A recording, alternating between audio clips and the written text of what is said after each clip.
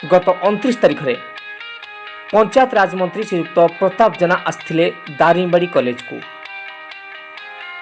Daringbadi doctor B R. Ambedkar college एकमात्र college सही पड़िया करथिले फंक्शन आ करथिले भोजी भात।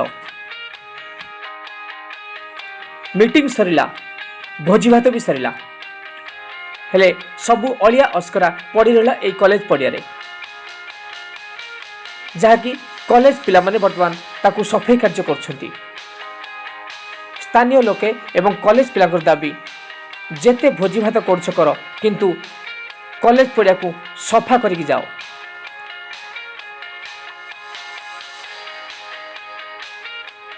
कंधमालू रूपकांत प्रधान रिपोर्ट ओरेट्रेन न्यूज। और सब कॉलेज पिला आज सब एटा तमे कोन करछो क्लास जाइनो सब आज हमर एटा गुटे बोली फील्ड आम कॉलेज होउची सेटा ना होउची doctor B R. Ambedkar national college आम होउची से कॉलेज रो पिला ले हमर गुटे बोली फील्ड एटा सब बेले से माने करूछंदी मीटिंग जेतळे करूछंदी भोजी भात करूछंदी से माने खाउछंदी देखो केते असना करूछंदी ए पडिया रे समस्त मीटिंग करंदु आमे किछ ऑब्जेक्शन नै हमर जेते नेता आसु जी आसु मीटिंग करो भोजी भात करो ले सफा करी जीव दायित्व कार से माने भोजी खाइबे आमे कोन सफा करिवु एते थर न्यूज रे प्रचार करछंदी स्वच्छ भारत अभियान सृष्टि कले सेटा एटा स्वच्छ भारत हमर एमिति हेले भारत माने आगेइबो।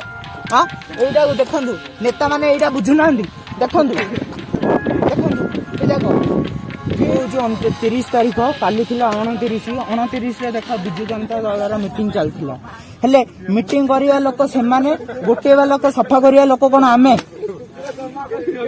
एटा काली बिजु जनता दल मीटिंग हेतिला हेले बिजु जनता दल जानिनी एटा सफा करिया पई स्वच्छ भारत मिशन परा कहउछंती एटा से माने बुझी पारु नांदी।